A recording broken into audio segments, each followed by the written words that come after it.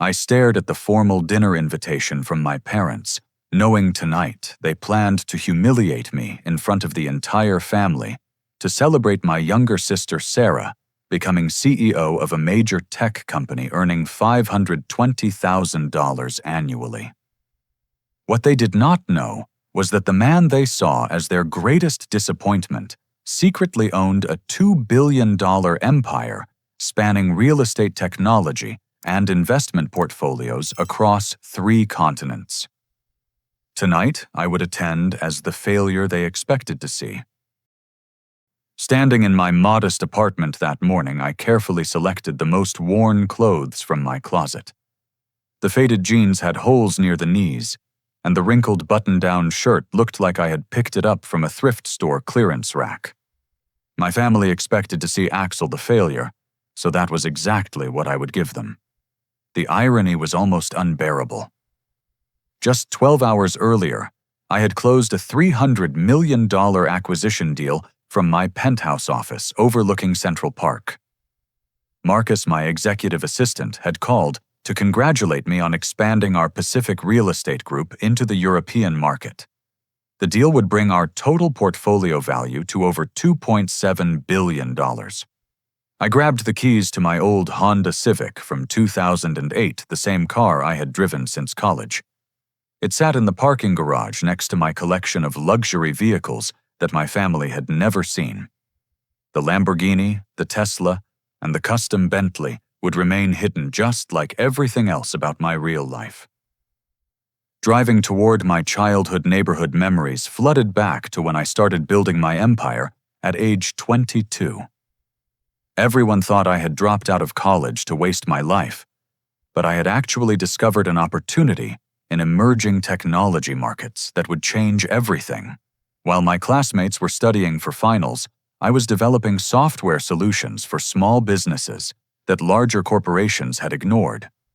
The first company I founded, Stellar Tech Solutions, began in a cramped studio apartment with nothing but a laptop and an idea. I identified a gap in cloud-based inventory management for mid-sized retail companies. Working 18-hour days for 8 months, I created a platform that revolutionized how these businesses tracked their products and managed their supply chains. When Stellar Tech went public 3 years later, I was worth $40 million.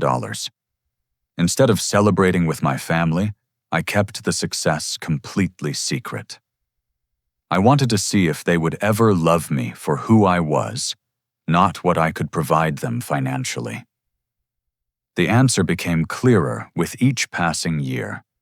My second venture, Continental Investment Partners, focused on identifying undervalued international properties and development opportunities. We acquired distressed commercial buildings in major cities, renovated them into modern office complexes, and either leased them to Fortune 500 companies or sold them for massive profits. Within 5 years, Continental had become one of the most successful private investment firms in North America. I owned office buildings in Manhattan shopping centers in California, apartment complexes in Texas, and commercial developments in Florida. My real estate holdings alone were worth over $1.4 billion. Additionally, my technology investments and private equity stakes had grown into another $800 million portfolio. My phone buzzed with a text from Marcus. The message read, "Jakarta deal confirmed for next week. Board meeting scheduled Tuesday at 10 a.m. Your jet is fueled and ready for departure whenever you need it." I smiled, thinking about my private Gulfstream jet that could fly me anywhere in the world within hours. My family believed I could not afford a decent car, yet I owned aircraft worth more than most people would earn in several lifetimes. The contradiction felt surreal. The decision to keep my wealth secret had started as a temporary experiment, but had evolved into a permanent lifestyle choice. Every family gathering reinforced my belief that their love was conditional on financial success and social status. They treated me with contempt because they believed I had nothing to offer them. Sarah had always been the golden child. She earned good grades, attended prestigious universities, and climbed corporate ladders with determination. Her recent promotion to Chief Executive Officer of Technova Industries was legitimate and impressive. She had worked hard to achieve her position, and I genuinely respected her accomplishments. However, her success had also intensified my family's disappointment in me. They used her achievements as a constant reminder of my supposed failures. Every conversation became a comparison between her bright future and my apparent lack of direction. What they never understood was that I had chosen a different path deliberately. While Sarah worked within existing corporate structures, I created entirely new businesses from nothing. Her $520,000 salary was impressive, but my companies generated that much revenue every few hours. Pulling into my parents' driveway, I observed the collection of luxury automobiles belonging to various family members. Uncle Roger's Mercedes, Aunt Patricia's BMW cousin, Tyler's Audi, and Cousin Jessica's Lexus were all parked in perfect formation. Their cars alone represented more wealth than my family believed I possessed. As I walked toward the front entrance, my phone rang. Marcus was calling with updates about tomorrow's board meetings, but I declined the call. Tonight was about playing a role, and successful billionaire executives did not receive important business calls every few minutes.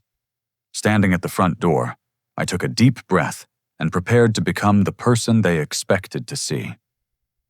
Little did they know that tonight would reveal more about their character than mine. Through the frosted glass panels, I could hear voices inside discussing tonight's agenda. What I overheard made my blood run cold. This was not just a celebration dinner for Sarah's promotion. Tonight was an intervention where my family planned to publicly declare me mentally unstable and financially irresponsible to justify cutting me from the family inheritance completely. The moment I stepped through the front door, the atmosphere felt charged with barely concealed hostility. My parents, Linda and Robert, greeted me with forced smiles that never reached their eyes. The living room was filled with extended family members who regarded me with expressions ranging from pity to outright disgust. Uncle Roger approached first, his surgical precision evident even in casual conversation.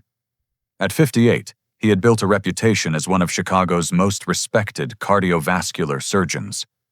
His handshake felt clinical, as if he were evaluating my pulse for signs of instability.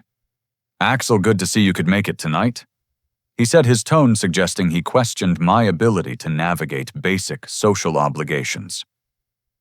You look like you have been having a rough time lately." Aunt Patricia emerged from the kitchen, her real estate empire clearly visible in her designer outfit and expensive jewelry. She had built Morrison Properties into a multi-million-dollar company specializing in luxury residential developments throughout the Southwest. Her success made her particularly condescending toward anyone she perceived as financially unsuccessful. "Oh, honey, bless your heart," she said, examining my worn clothing with barely concealed horror. "Have you been taking care of yourself? You know we are all here to help if you need anything." Cousin Tyler, now a partner at Henderson Brooks and Associates law firm, joined the conversation with his characteristic smugness. At 35, he had inherited his father's sharp intellect, but lacked any warmth or genuine concern for family relationships. His success in corporate litigation had made him wealthy and arrogant. "Axel, we need to discuss some important matters tonight," Tyler said, his lawyer voice already emerging. "There are certain legal considerations that the family feels need to be addressed regarding your current situation." Cousin Jessica, who worked as an investment banker for Goldman Sachs, observed our exchange from across the room. Her financial expertise had made her the family's unofficial advisor on money matters, and she clearly relished her role as the successful young professional who had everything figured out. The condescension in their voices was unmistakable. They spoke to me the way adults might address a troubled teenager who had disappointed everyone repeatedly. Each interaction reinforced their collective belief that I was the family failure who needed their guidance and intervention. Sarah arrived 30 minutes later with her fiancé Brandon, making a grand entrance that commanded everyone's attention. She looked radiant in her success, wearing a dress that probably cost more than most people earned in a month. Her confidence was genuine, and I found myself genuinely happy for her achievements, despite everything else happening tonight. Brandon immediately began making cutting remarks about my appearance and employment status. As a senior marketing director for a Fortune 500 company, he considered himself far superior to someone he believed was unemployed and directionless. "Axel, man, you really need to step up your game," Brandon said with fake concern. "Sarah has been worried about you for months. Maybe tonight we can figure out how to get you back on track." The conversation continued around me as if I were not present. Family members discussed my supposed problems with the casual detachment of people planning a minor inconvenience. They analyzed my mental state, my financial situation, and my future prospects with the confidence of experts who had everything figured out. Robert. My father began sharing stories about my past disappointments with particular enthusiasm. He recounted my decision to leave college, my failed relationships, and my apparent inability to maintain steady employment. Each anecdote was delivered with the disappointed tone of a man who had given up hope for his son's success. "We have tried everything," Robert said to Uncle Roger. "Career counseling, networking opportunities, even offered to help him get started in business. Nothing seems to motivate him to take responsibility for his life." Linda. My mother nodded sadly while describing her concerns about my mental health and emotional stability. She spoke about my tendency toward isolation, my reluctance to discuss my daily activities, and my apparent detachment from reality regarding my financial prospects. "Sometimes I think he lives in a fantasy world," Linda explained to Aunt Patricia. "He talks about having big plans and important projects, but we never see any evidence of actual progress or achievement." The service staff moved quietly through the room, preparing for dinner while trying to remain invisible. I noticed their discomfort as they witnessed this family gathering that felt more like a tribunal than a celebration. Their professionalism was admirable, but their expressions revealed their unease with the situation. Brandon pulled me aside for what he called a man-to-man conversation about my life choices and future plans. His condescending advice about job searching and financial responsibility would have been laughable if it were not so insulting. He spoke with the authority of someone who believed his own success made him qualified to judge everyone else's worth. "You know, Axel, Sarah and I have been talking," Brandon said with false sincerity. "We think you might benefit from some professional guidance. There are programs designed to help people like you get back on their feet." The phrase, "people like you," hung in the air like a toxic cloud. In their minds, I belonged to a category of human beings who required rescue from their own incompetence. They had already decided that my problems stemmed from personal failings rather than conscious choices. As the evening progressed, I began to understand the true scope of their plan. This dinner was not just about celebrating Sarah's success or expressing concern about my welfare. They had orchestrated tonight as a carefully planned intervention designed to justify taking control of my life completely. The realization hit me like a physical blow. My own family had conspired to declare me mentally incompetent so they could seize whatever assets they believed I possessed and remove me from any inheritance considerations. Their love was not just conditional, it was completely transactional. Tyler approached with several family members, including Jessica and Uncle Roger. Their formation suggested a coordinated effort to corner me psychologically. The conversation that followed would determine how far they were willing to go with their intervention plans. "Axel, we need to be honest with you about something." Tyler began, his lawyer instincts taking control. "The family has been discussing your situation extensively, and we have reached some difficult conclusions about what needs to happen next." The trap was closing around me, but they had no idea that their intended victim possessed resources and knowledge that would turn their scheme against them. Tonight would reveal more about their character than they could possibly imagine, and the consequences would be far more severe than any of them anticipated. The formal dining room had been transformed into a shrine to family success, with carefully placed photographs showcasing everyone's achievements, except mine. The mahogany table gleamed under crystal chandeliers set with china that cost more per place setting than most people spent on groceries in a month. Every detail was designed to emphasize the gulf between the successful family members and their disappointing relative. Robert stood at the head of the table to deliver his annual Christmas Eve speech, but this year carried a particularly pointed message. His words about family success and shared values were directed at everyone except the son sitting 3 chairs away from him. The deliberate exclusion was painfully obvious to everyone present. Tonight, we celebrate not just Christmas Eve, but the remarkable achievements of our family members who have worked hard to build meaningful careers and contribute to society. Robert announced, his gaze carefully avoiding mine. Success requires dedication, responsibility, and the wisdom to make sound decisions about the future. Each family member took turns sharing their professional accomplishments, while I was systematically passed over. Uncle Roger discussed his latest breakthrough surgery that saved a prominent senator's life. Aunt Patricia described her recent acquisition of luxury properties in Scottsdale that would generate millions in revenue over the next decade. Tyler bragged about winning a landmark case for his law firm that resulted in a $50 million settlement. Jessica explained her role in facilitating merger deals worth over $2 billion for her investment banking clients. The numbers were impressive, but they also revealed how small their successes actually were compared to what I had built. When Sarah's turn arrived, the entire table fell silent with anticipation.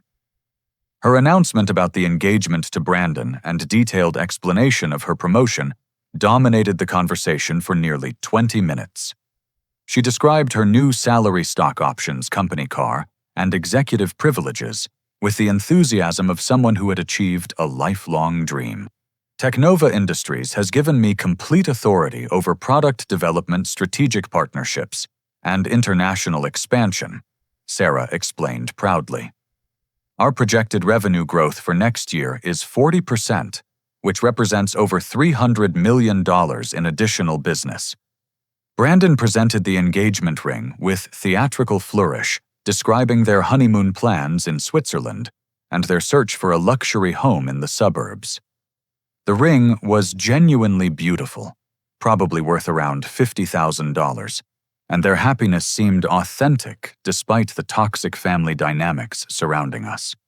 Dr. Amanda Wells arrived during dessert, introduced as a family friend who specialized in financial counseling and psychological evaluation. Her presence was supposed to appear casual, but her professional demeanor and pointed questions revealed the true purpose of her attendance. She was here to evaluate my mental fitness for legal proceedings. "Axel, your family has mentioned that you have been going through some challenges lately," Dr. Wells said with practiced concern. "Sometimes talking through our struggles can help us find clarity about moving forward constructively." Her questions began innocuously, but quickly became more invasive. She asked about my daily routines, my social relationships, my financial planning, and my long-term goals. Each query was designed to establish a pattern of instability and poor judgment that could be used in legal documents. The family members contributed their own observations to her informal evaluation. They shared stories about my supposed delusions, my unrealistic expectations, and my apparent inability to distinguish between fantasy and reality. Their collaborative testimony was building a case against my mental competence. "We have all tried to help Axel over the years," Aunt Patricia explained to Dr. Wells. "But he seems to live in a world where he believes he has resources and opportunities that simply do not exist. It is heartbreaking to watch someone you love lose touch with reality." Uncle Roger provided medical observations about my behavior patterns, sleep habits, and social interactions. His professional credentials gave weight to his concerns about my psychological stability. Tyler offered legal perspectives about protecting family members from their own poor decisions. Sometimes the most loving thing we can do is step in before someone hurts themselves irreparably, Tyler said with false compassion. There are legal mechanisms designed to protect people who cannot make sound judgments about their own welfare. Jessica contributed financial analysis about my spending habits and income sources, painting a picture of someone who was completely disconnected from economic reality. Her expertise in investment banking made her observations particularly damaging to my credibility. The service staff continued moving around the table, refilling wine glasses and clearing plates, while trying to remain invisible during this psychological dismantling. Their discomfort was increasingly obvious as they witnessed what was essentially a family tribunal disguised as a celebration dinner.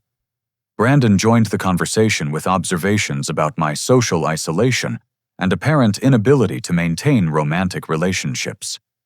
He suggested that my problems stemmed from unrealistic expectations and an unwillingness to accept responsibility for my circumstances. Sometimes people create elaborate fantasies to avoid dealing with disappointing realities, Brandon said, with the confidence of someone who had never faced real adversity. The longer these delusions continue, the harder it becomes to help someone reconnect with the truth. Dr. Wells took careful notes throughout these discussions, occasionally asking follow-up questions that encouraged family members to elaborate on their concerns. Her professional notebook was filling with observations that would be used to justify whatever legal action they planned to take. The conversation gradually shifted toward specific examples of my supposed instability. They discussed emails I had allegedly sent about imaginary business deals worth millions of dollars. They mentioned phone calls where I had talked about owning companies and employing staff members. He talks about having meetings with investors and traveling for business, Linda said sadly. But we never see any evidence of these activities. It breaks my heart because he seems to genuinely believe these things are real. The evidence they presented was completely fabricated, but their conviction was impressive. They had created an elaborate narrative about my mental state that justified their intervention plans. Every family member contributed details that supported their collective conclusion about my incompetence. As dessert concluded and coffee was served, Sarah stood to make another announcement. Her expression was serious, and the timing felt carefully orchestrated. The entire table fell silent as she prepared to deliver what was clearly the evening's climactic revelation. Before we end this wonderful evening, there is something important that Brandon and I need to share with everyone. Sarah began, her voice carrying newfound authority. It is about Axel, and it concerns all of us as a family. The moment had arrived for them to spring their trap. Everything that had happened tonight was leading to this announcement that would supposedly justify their intervention in my life. They had no idea that their intended victim had been documenting every word and preparing his own surprise that would turn their scheme completely against them. We have made the difficult decision that Axel needs professional help, and we have taken steps to ensure he gets the support he requires, Sarah announced with theatrical concern. Starting tomorrow, he will be receiving treatment that will help him reconnect with reality and rebuild his life on a more stable foundation. Dr. Wells formally began her psychological evaluation as the family arranged themselves around the dining table like a jury delivering a verdict. Her clipboard held prepared forms that had obviously been created well before tonight's dinner, suggesting that my mental incompetence had already been decided regardless of any actual evidence. Axel, your family has expressed serious concerns about your relationship with reality. Dr. Wells began in her clinical voice. They have provided me with documentation showing a pattern of delusional thinking and financial irresponsibility that requires immediate intervention.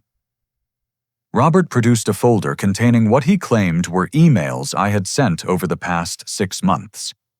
The documents described elaborate business deals worth millions of dollars, meetings with international investors, and ownership of multiple companies spanning various industries. Every single email was a complete fabrication, but they had been crafted to sound like the fantasies of someone who had lost touch with reality. These messages show a clear pattern of grandiose delusions, Robert explained to Dr. Wells while passing the documents around the table for everyone to examine. He talks about owning office buildings in Manhattan, having private jets, and employing hundreds of people. The level of detail is quite concerning. Linda tearfully contributed her observations about my behavior over the past several years. She described finding business cards in my apartment with company names she had never heard of, phone calls where I discussed multi-million-dollar transactions, and my apparent belief that I was some kind of successful entrepreneur.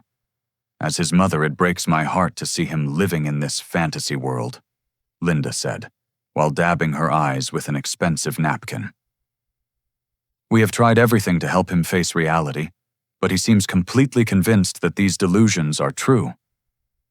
Sarah read from a prepared statement that demonstrated remarkable legal and psychological sophistication. Someone had clearly helped her craft language that would hold up in court proceedings. Her words carried the weight of a loving sister who was making difficult decisions for the benefit of someone she cared about. I love my brother deeply, but I cannot stand by and watch him destroy his life with these increasingly elaborate fantasies, Sarah announced to the room. He needs professional help to distinguish between reality and the imaginary world he has created for himself. Tyler explained the legal procedures they would use to gain control of any assets I might possess. His knowledge of guardianship laws was impressive, and he had clearly researched the most efficient methods for declaring someone mentally incompetent. The legal framework was already in place. The court system provides mechanisms to protect individuals who cannot make sound decisions about their own welfare, Tyler said with professional authority. We can establish legal guardianship that will ensure Axel receives appropriate treatment while protecting him from making decisions that could cause further harm. Jessica detailed the mental health facility where I would be receiving treatment. Willowbrook Behavioral Health Center specialized in treating adults with severe psychiatric conditions, including delusional disorders and psychotic breaks from reality. Her research had been thorough and convincing. Willowbrook has an excellent reputation for helping patients reconnect with reality through a combination of medication management and cognitive behavioral therapy, Jessica explained. The average treatment duration is 6 to 12 months, depending on the severity of the condition. Brandon smugly offered to help manage my recovery process by maintaining contact with treatment providers and monitoring my progress. His willingness to involve himself in such personal matters revealed how much he enjoyed having power over someone he considered inferior. I think it would be beneficial for Axel to have consistent family support throughout his treatment, Brandon said with false compassion. Sarah and I are prepared to take on that responsibility and help him rebuild his life once he is ready to face reality. Uncle Roger provided medical validation for their psychological conclusions by describing symptoms he had observed during family gatherings. His professional credentials as a surgeon gave weight to his observations about my mental state and need for immediate intervention. From a medical perspective, I have noticed concerning changes in Axel's behavior patterns over the past few years, Uncle Roger said with clinical detachment. His social isolation, grandiose thinking, and apparent disconnection from reality are consistent with several serious psychiatric conditions. Aunt Patricia offered practical support by volunteering to help sell any property I might own and manage my financial affairs during treatment. Her expertise in real estate made her the logical choice for handling what they assumed would be modest assets requiring professional management. Real estate transactions can be complicated, especially when someone is not mentally equipped to make sound decisions, Aunt Patricia explained. I would be happy to help liquidate any properties and ensure the proceeds are properly managed for his future needs. The service staff were forced to witness this humiliation while continuing their professional duties. Their discomfort was increasingly obvious as they realized they were observing something that felt more like a legal proceeding than a family dinner. Several of them exchanged glances that suggested they questioned what was happening.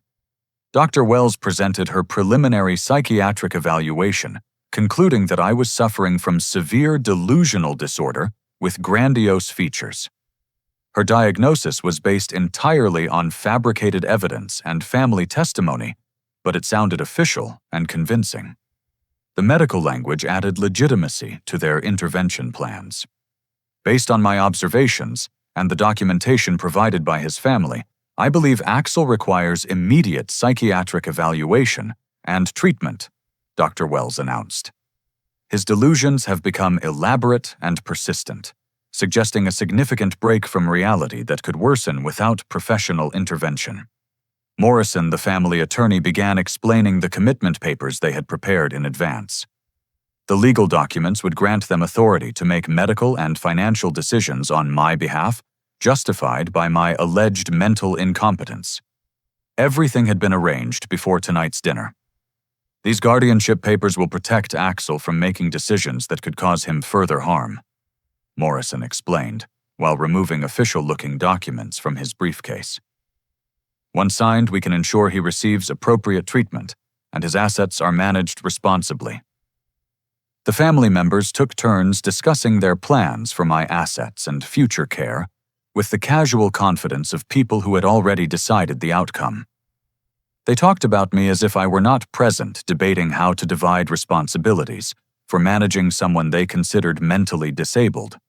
Sarah and Brandon specifically mentioned using my trust fund contributions to help pay for their wedding expenses, since I would obviously not be in a position to attend or contribute meaningfully to the celebration. Their casual appropriation of what they believed were my resources revealed the true motivation behind their concern. Robert and Linda discussed their relief at finally addressing what they called my psychological problems. They spoke about years of worry and frustration with my behavior, grateful that tonight would mark the beginning of professional treatment that might eventually restore their son to normalcy. Uncle Roger offered to oversee my medical treatment by coordinating with Willowbrook staff and ensuring I received appropriate psychiatric care. His medical connections would guarantee that I received whatever interventions the family considered necessary for my recovery. Aunt Patricia suggested selling my apartment and any other property I might own to help fund my treatment and establish a managed care account. Her real estate expertise would ensure that any assets were liquidated efficiently and the proceeds were properly invested for my long-term needs. Tyler volunteered his legal services to handle estate management and ensure all guardianship procedures were properly executed. His involvement would guarantee that everything was legally binding and could not be challenged later when I was supposedly more mentally stable. Jessica offered investment advice for managing what they assumed were my modest savings and ensuring the money would last throughout my treatment period. Her financial expertise would protect me from making poor investment decisions while I was mentally incompetent. Morrison pressed me to sign the commitment papers immediately, warning that court intervention would be necessary if I refused to cooperate voluntarily. He explained that involuntary commitment procedures were more traumatic and legally complicated than voluntary agreements. The family became increasingly aggressive as I remained silent throughout their presentations. My lack of response seemed to confirm their beliefs about my mental state, but it also made them more determined to force their intervention regardless of my wishes. Brandon threatened to call police if I became violent or irrational in response to their helpful suggestions. His willingness to involve law enforcement revealed how far they were prepared to go to ensure their plans proceeded smoothly. As I sat listening to their elaborate scheme unfold, I processed years of family betrayal and realized how naive I had been about their true nature. These people were not concerned about my welfare. They were opportunists who had identified what they believed was a vulnerable target with assets they could exploit. The depth of their deception was staggering. They had fabricated evidence, recruited medical and legal professionals, and orchestrated an entire evening designed to justify stealing whatever they believed I possessed. Their cruelty was masked by concern, but their true motivations were completely transparent. Morrison's phone rang during the height of their legal presentation, and he stepped outside to take what appeared to be an urgent call. When he returned several minutes later, his expression had changed dramatically. The confidence and authority he had displayed earlier were replaced by confusion and concern. "I just received a very strange phone call," Morrison announced to the room. "Someone claiming to be Axel's legal representative is demanding immediate access to speak with him. This person has threatened massive lawsuits against everyone present tonight and insists that serious legal violations are taking place." The room fell silent as family members processed this unexpected development. Their carefully planned intervention was suddenly facing external scrutiny that none of them had anticipated. The trap they had set for me was about to become a trap that would ensnare all of them instead. Morrison's revelation that someone claiming to be my legal representative was demanding access created immediate tension throughout the room. The family members who had been so confident in their intervention plans suddenly looked uncertain as they processed this unexpected complication to their carefully orchestrated scheme. "This makes no sense," Tyler said, his lawyer instincts immediately suspicious. "Axel does not have the resources to hire legal representation, especially not the kind of high-powered firm that would make threats like this." Dr. Wells looked particularly uncomfortable as Morrison explained that the caller had specifically mentioned her involvement in what they termed fraudulent psychiatric evaluation procedures. Her professional reputation could be severely damaged if accusations of unethical conduct were substantiated by legal authorities. "I need to understand exactly what kind of legal exposure we might be facing." Dr. Wells said, her clinical confidence evaporating rapidly. "My medical license depends on maintaining strict ethical standards, and any suggestion of impropriety could have serious consequences." Sarah and Brandon exchanged worried glances as they realized their engagement celebration was turning into something completely different from what they had planned. The evening that was supposed to establish their dominance over the family's disappointing member was becoming a source of legal liability. "Maybe we should postpone this intervention until we can get more information about what is happening."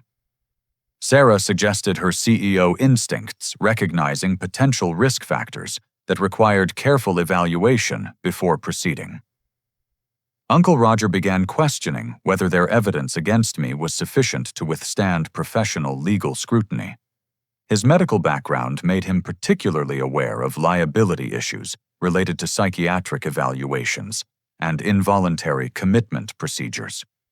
"If someone is threatening lawsuits, we need to make absolutely certain that everything we have done tonight follows proper legal and medical protocols," Uncle Roger said with growing concern.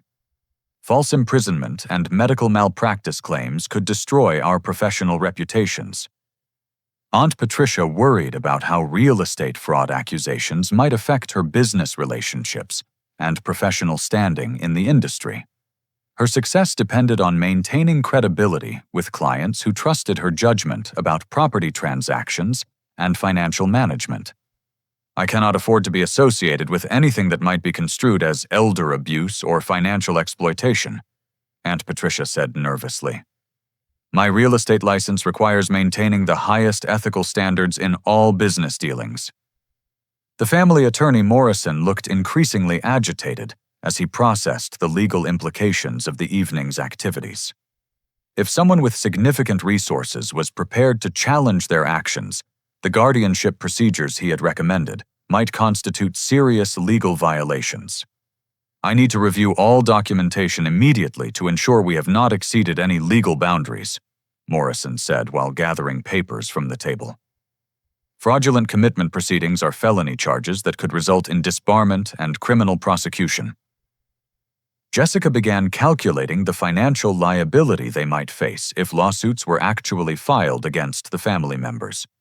Her investment banking background made her acutely aware of how legal costs could quickly escalate into millions of dollars in damages and attorney fees. We need to consider whether proceeding with this intervention is worth the potential financial risk, Jessica said, her banker instincts prioritizing risk management over family loyalty. If Axel actually has legal representation, our exposure could be enormous. Morrison made several phone calls to colleagues who specialized in guardianship law, seeking advice about how to handle situations where family intervention plans faced external legal challenges. His conversations revealed growing anxiety about the legitimacy of their actions. The service staff continued their duties while observing the family's increasing panic with professional detachment. Their earlier discomfort had evolved into careful attention as they realized they might be witnessing something that could have serious legal consequences for everyone involved. Linda and Robert huddled together, discussing whether they should abandon their intervention plans entirely rather than risk criminal charges for attempting to commit their son involuntarily. Their parental authority was meaningless if professional lawyers were prepared to challenge their actions. "Maybe we misunderstood the situation," Linda whispered to Robert. "If Axel really does have legal representation, then perhaps we were wrong about his mental state and financial resources."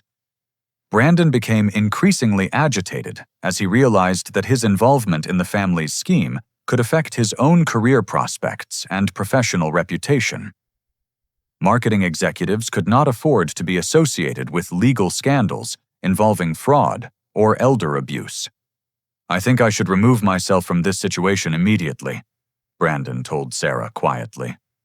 "My company has strict policies about employees being involved in legal controversies, and this could seriously damage my career advancement opportunities." Dr. Wells began reviewing her notes from the evening's evaluation, questioning whether her conclusions were professionally defensible if challenged by qualified psychiatric experts. Her diagnosis had been based entirely on family testimony rather than proper clinical assessment procedures. "I may have made an error in accepting the family's version of events without conducting a more thorough, independent evaluation," Dr. Wells admitted reluctantly. Proper psychiatric assessment requires multiple sessions and objective testing before reaching diagnostic conclusions. Tyler started researching recent cases involving fraudulent commitment proceedings, discovering that courts had become increasingly aggressive in prosecuting family members who attempted to exploit guardianship laws for financial gain. The legal precedents were not encouraging. There have been several high-profile cases recently where families faced serious criminal charges for attempting involuntary commitment based on fabricated evidence, Tyler reported grimly. The courts are treating these cases as financial abuse of vulnerable adults. Morrison received another phone call from the mysterious legal representative, and this time the conversation lasted nearly 15 minutes. When he returned to the dining room, his face was pale, and his confidence had completely disappeared. "The situation is much more serious than we initially understood," Morrison announced to the assembled family members. "This legal representative claims to have documentation proving that tonight's activities constitute conspiracy to commit fraud, false imprisonment, and elder abuse." The accusations were devastating because they accurately described what the family had been attempting to accomplish. Their intervention was not motivated by genuine concern for my welfare, but by their desire to gain control over assets they believed I possessed. Uncle Roger immediately began distancing himself from the evening's activities, claiming that his medical observations were merely casual family concerns rather than professional psychiatric evaluations. His reputation as a surgeon could not survive accusations of participating in fraudulent medical procedures. "I want to clarify that I have not provided any official medical diagnosis or treatment recommendations," Uncle Roger said defensively. "My comments tonight were simply personal observations from a concerned family member." Aunt Patricia similarly backed away from her offers to manage my real estate holdings, recognizing that her involvement could be construed as attempting to benefit financially from fraudulent guardianship proceedings. Her business success depended on maintaining an impeccable reputation. "I was only offering general advice about property management," Aunt Patricia said quickly. "I have no intention of involving myself in any legal proceedings or financial arrangements that might be controversial." Jessica distanced herself from the financial planning aspects of their intervention, worried that her investment banking credentials could make her particularly vulnerable to charges of financial exploitation. Her career could not survive association with elder abuse accusations. "My suggestions about asset management were purely theoretical," Jessica said nervously. "I have not reviewed any actual financial documents or made specific recommendations about investment strategies." The family members began questioning each other about who had initiated the intervention plans and how far each person was prepared to go with legal proceedings. Their unity was crumbling as they realized the potential consequences of their actions. Dr. Wells announced that she needed to reconsider her preliminary psychiatric evaluation in light of new information about my legal representation and potential resources. Professional ethics required her to acknowledge when initial assessments might have been incomplete or inaccurate. "I believe it would be appropriate to conduct a more comprehensive evaluation before reaching any definitive conclusions about treatment recommendations," Dr. Wells said carefully. "Tonight's assessment was preliminary and should not be considered a formal diagnosis." Morrison advised the family to suspend all guardianship proceedings immediately until they could determine the legitimacy of the legal threats being made against them. The potential liability was too significant to ignore, regardless of their feelings about my mental state. "I strongly recommend that everyone refrain from taking any further action until we can assess our legal exposure," Morrison said firmly. "Proceeding at this point could result in serious criminal charges for all parties involved." As the family's confidence disintegrated, I remained silent and observed their panic with detached interest. They had no idea that their intended victim possessed resources and connections that would turn their scheme into a catastrophic legal disaster for everyone involved. The evening that had begun as my humiliation was transforming into their nightmare, and the real revelations had not yet begun. When the truth finally emerged, their lives would be changed forever in ways they could never have imagined. I finally spoke for the first time since arriving, my voice calm and controlled despite the chaos surrounding me. The room fell completely silent as everyone strained to hear what the man they had been trying to commit might say in his own defense. "I will not be signing any documents tonight," I announced, simply making eye contact with each family member individually. "And I think it is time for everyone to understand who they have been dealing with this evening." The family members looked confused by my sudden composure and apparent confidence. They had expected either compliance or irrational behavior that would validate their intervention plans. Instead, I displayed the calm authority of someone who was completely in control of the situation. I reached into my jacket pocket and removed my real phone, a custom iPhone that cost more than most people earned in a month. The device immediately caught their attention because it was obviously expensive and completely inconsistent with their beliefs about my financial status. "Marcus, I need you at the Morrison residence immediately," I said into the phone while maintaining eye contact with Tyler, who was frantically trying to process this development. "Bring the full legal team and security personnel. We have a situation that requires immediate intervention." The family exchanged panicked glances as they realized that I was apparently capable of summoning legal representation and security staff with a single phone call. Their carefully constructed narrative about my mental incompetence was crumbling before their eyes. Within 20 minutes, 3 black SUVs pulled into the driveway, and 12 people in expensive suits entered the house with the precision of a military operation. Marcus, my executive assistant, led the group with the confidence of someone who regularly handled situations requiring discretion and efficiency. The lead attorney, Catherine Rodriguez, from Rodriguez, Steinberg and Associates, presented each family member with cease and desist orders that had been prepared in advance. Her reputation as one of Manhattan's most aggressive corporate litigators was well established, and her presence immediately changed the power dynamics in the room. Ladies and gentlemen, you are hereby served with legal notification that you have engaged in conspiracy to commit fraud, attempted false imprisonment, and elder abuse, Rodriguez announced with professional authority. Any further attempts to proceed with your intervention plans will result in immediate criminal prosecution. Corporate security specialists quickly positioned themselves throughout the house, while Marcus began documenting everything with professional photography equipment. The transformation from family dinner to crime scene investigation was swift and comprehensive. I am Axel Morrison, founder and chairman of Pacific Real Estate Group Stellar Tech Solutions and Continental Investment Partners, I announced to the stunned room. My net worth currently exceeds $2.7 billion, and I own properties, businesses, and investments on 3 continents.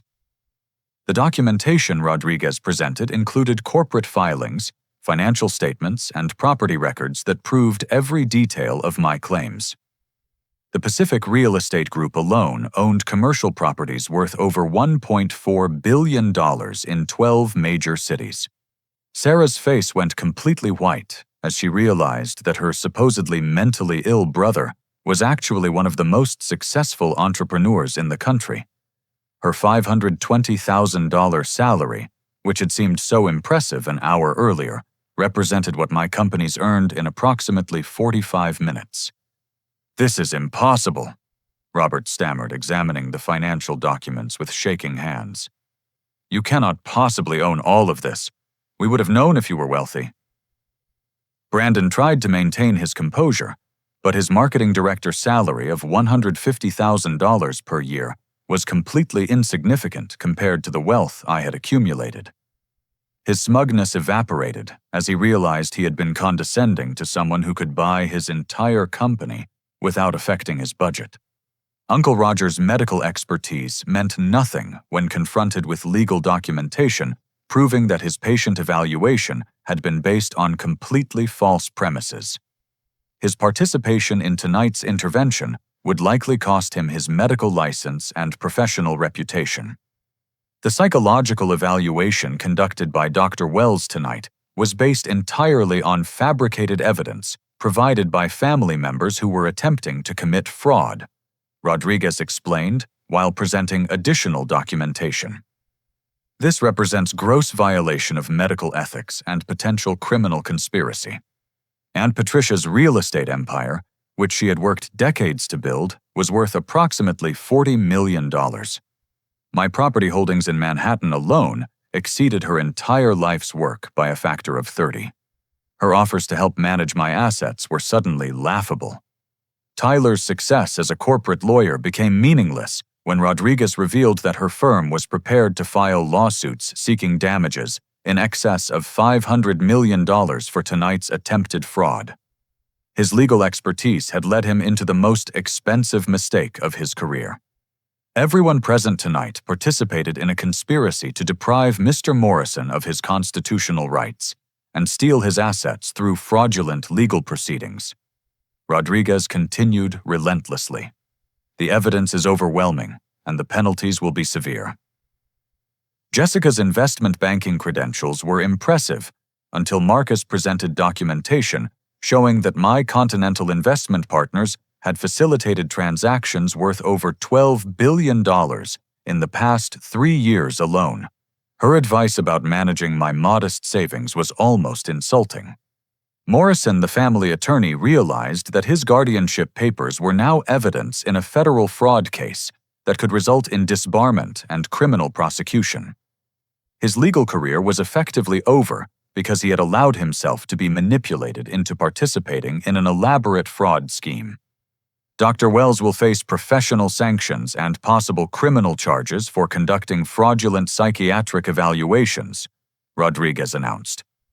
Medical professionals who participate in financial exploitation schemes face the most severe penalties under federal law. The service staff were revealed to be highly trained security personnel who had been documenting everything from the moment I arrived. Their discomfort had been professional concern about witnessing criminal activity, not embarrassment about family dysfunction. Everything that happened tonight has been recorded through multiple video and audio sources, Marcus explained while setting up additional equipment. The evidence will be used in both criminal prosecutions and civil lawsuits against all participants. Linda and Robert sat in stunned silence as they processed the magnitude of their mistake. Their disappointment in their son's apparent failures had blinded them to the reality that he had become one of the most successful people they would ever encounter. I kept my wealth secret because I wanted to see whether my family would love me for who I was, rather than what I could provide financially. I explained while looking directly at my parents. Tonight you have shown me exactly who you really are when you believe someone has nothing to offer you. Sarah began crying as she realized that her engagement celebration had become the catalyst for destroying her family's reputation and financial security. Her success as a CEO would be overshadowed by her participation in attempting to defraud a billionaire. The irony is that I genuinely respected your achievements and was proud of your success, I told Sarah sadly. But your willingness to participate in this scheme shows that your character is fundamentally corrupt, regardless of your professional accomplishments. Brandon attempted to distance himself from the family's intervention plans, but Rodriguez had documentation proving his active participation in planning the evening's activities. His career in marketing would not survive association with a federal fraud case. Mr. Thompson's involvement in this conspiracy will be reported to his employer and professional associations, Rodriguez announced while presenting Brandon with his own legal notification. Corporate executives cannot participate in criminal activities without facing professional consequences. Uncle Roger tried to claim that his medical observations were casual rather than professional, but the recordings clearly showed him providing psychiatric evaluation and treatment recommendations. His medical license would be suspended pending investigation of ethics violations. Dr. Morrison's participation in fraudulent medical evaluation procedures violates multiple professional standards, Rodriguez explained. Medical professionals who abuse their credentials for financial gain face the most severe sanctions available. The family members began turning against each other as they realized the magnitude of their legal exposure. Years of cooperation and shared conspiracy had been replaced by desperate attempts to minimize individual liability. Federal investigators had been contacted and would arrive within the hour to arrest Morrison and Dr. Wells for federal fraud charges. The other family members faced civil lawsuits that would bankrupt most of them and destroy their professional reputations permanently. This evening represents one of the most elaborate family fraud schemes we have encountered, Rodriguez concluded. The evidence is so comprehensive that criminal convictions are virtually guaranteed for the primary participants. As I watched my family's world collapse around them, I felt a mixture of satisfaction and sadness that justice was finally being served. They had revealed their true character when they believed I was vulnerable, and now they would face the consequences of their choices. The transformation from hunter to prey had been swift and devastating, but it was entirely of their own making. Their greed and cruelty had created the circumstances that would destroy their lives, and I felt no obligation to protect them from the consequences of their actions.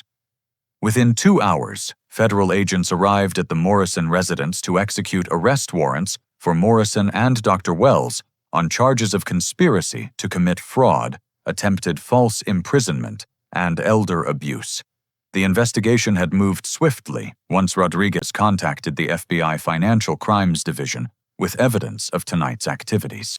Morrison was led away in handcuffs while protesting that he had been misled by family members about my mental state and financial situation. His law license was immediately suspended pending investigation, and his legal practice would likely be permanently destroyed by the criminal charges and massive civil liability. Dr. Wells faced additional charges related to fraudulent medical evaluation procedures and violation of patient rights.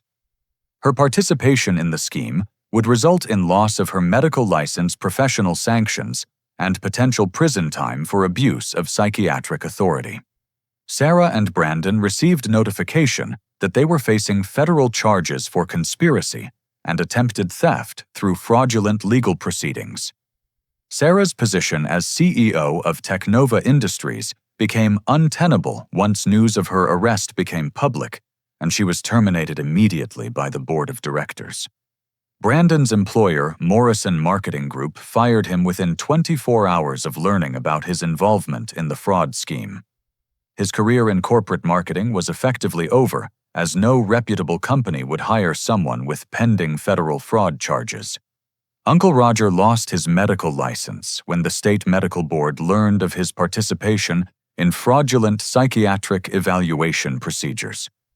His surgical practice was closed permanently, and he faced civil lawsuits from former patients who questioned whether his medical judgment could be trusted. Aunt Patricia's real estate business collapsed when clients learned of her involvement in attempting to steal property through fraudulent guardianship proceedings. Her professional license was revoked, and she faced bankruptcy from legal costs and civil judgments. Tyler was disbarred by the State Bar Association for participating in fraudulent legal proceedings and abuse of guardianship laws.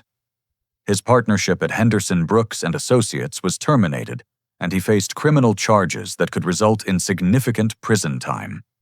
Jessica lost her position at Goldman Sachs when the investment bank learned of her involvement in financial exploitation schemes. Her securities licenses were revoked, and she was permanently banned from working in the financial services industry. My parents, Linda and Robert, avoided criminal charges because their participation was deemed to be emotional rather than financial in motivation. However, they faced civil lawsuits and complete estrangement from their son, whose success they had failed to recognize or support. The family's collective legal costs exceeded $2 million within 6 months, bankrupting most of the participants and destroying the financial security they had worked decades to build. Their attempt to steal what they believed were my modest assets had cost them everything they actually possessed. Rodriguez filed civil lawsuits seeking $500 million in damages for attempted fraud, emotional distress, and violation of constitutional rights. The cases were settled out of court for amounts that represented the entire net worth of most family members. 6 months later, I established the Morrison Foundation for Family Integrity, a charitable organization dedicated to supporting victims of family financial abuse and elder exploitation. The foundation's annual budget exceeded $20 million and provided legal services for vulnerable individuals facing similar situations. Sarah's replacement as CEO of Technova Industries was Dr. Jennifer Walsh, a former colleague who had been passed over for promotion because she lacked family connections within the industry. Under her leadership, the company's revenue increased by 60% within 18 months. Brandon's engagement to Sarah ended when their legal troubles made it impossible to maintain their lifestyle or social standing. He moved back to his hometown and eventually found work as a sales associate for a small marketing firm, earning less than $50,000 annually. Uncle Roger attempted to rebuild his career by opening a small family practice in rural Montana, but his reputation preceded him, and patients avoided someone who had been involved in fraud schemes. His medical career never recovered from his participation in tonight's events. Aunt Patricia lost her luxury home and expensive cars, eventually taking a job as a real estate agent for a small firm in Arizona. Her income dropped from millions annually to approximately $40,000 per year, and she never rebuilt her professional standing. Tyler served 18 months in federal prison for conspiracy and fraud charges. Upon his release, he was unable to find employment in the legal profession and eventually took a job teaching high school civics for $35,000 annually. Jessica moved to a small town in Oregon where she worked as a bank teller, earning $28,000 per year. Her fall from investment banking executive to entry-level financial services employee was swift and permanent. Dr. Wells served 2 years in prison and was permanently banned from practicing medicine or psychology. She eventually found work as a medical records clerk, earning less than $30,000 annually while facing ongoing civil liability.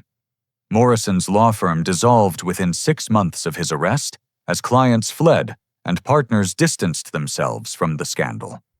He served 3 years in federal prison and was never able to practice law again, eventually working as a paralegal for $25,000 per year. My parents attempted to reconcile with me through intermediaries, but I made it clear that our relationship had been permanently damaged by their willingness to participate in a scheme to steal my assets and have me committed involuntarily. Trust once broken could not be rebuilt. The investigation revealed that similar family fraud schemes were more common than previously understood, leading to federal legislation strengthening penalties for financial exploitation of vulnerable adults. Tonight's events became a landmark case cited in legal textbooks and medical ethics training programs. I continued building my business empire, but the success felt different, knowing that my family's love had been completely conditional on their perception of my financial status. The wealth that had taken years to accumulate brought satisfaction, but it could not replace the family relationships that had been lost. True friends who had known me before my financial success became more important than ever. These relationships built on genuine affection rather than expectation of financial benefit provided the emotional support that family should have offered, but never had. The service staff who had witnessed tonight's events were revealed to be former employees whom I had helped establish their own businesses over the past decade. Their loyalty was based on gratitude for opportunities I had provided, not expectation of future financial benefit. Christmas Eve became an annual celebration with chosen family rather than biological relatives. People who valued character over wealth, integrity over status, and genuine affection over financial advantage created the supportive community that everyone deserves. The mansion where tonight's intervention had taken place was eventually sold to pay legal costs and civil judgments. The proceeds were donated to victims' rights organizations and family abuse prevention programs, ensuring that something positive emerged from the destruction. Today, my business empire continues expanding while maintaining the highest ethical standards in all dealings. The lessons learned from family betrayal inform every decision about trust, loyalty, and the importance of surrounding yourself with people who value you for who you are, rather than what you can provide. The greatest wealth is not measured in dollars, but in relationships built on unconditional love, mutual respect, and genuine care for each other's well-being. Money can buy many things, but it cannot purchase the trust and affection that make life meaningful and fulfilling. Looking back, I realized that tonight's events were necessary to reveal the true character of people I had spent years trying to please and impress. Their rejection, while painful, freed me to build relationships based on authenticity rather than performance, creating a life of genuine happiness and satisfaction. Family should be a source of unconditional support and encouragement, not a group of opportunists waiting to exploit vulnerability for personal gain. When biological family fails to provide that foundation, chosen family can offer the love and loyalty that everyone deserves. The foundation continues its work helping victims of family financial abuse. And every case reminds me that tonight's experience, while devastating personally, has enabled me to protect others facing similar betrayal and exploitation. Justice served ultimately benefits everyone who values integrity over opportunism.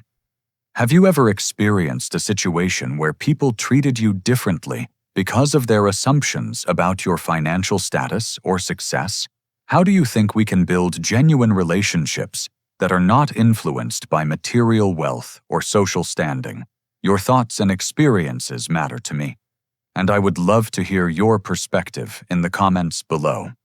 If this story resonated with you or reminded you of the importance of unconditional family support and genuine relationships, please like this video to help others find it. Subscribe to hear more stories about triumph over adversity and the power of integrity in the face of betrayal. Share this with someone who might need to hear that their worth is not determined by other people's recognition of their success, and that sometimes the greatest victory is walking away from toxic relationships to build something better. Thank you for listening to my story, and for being part of a community that values character over wealth, integrity over status, and genuine connection over superficial relationships. May you find the unconditional love and support that everyone deserves, whether from family or from the chosen family that truly understands your worth.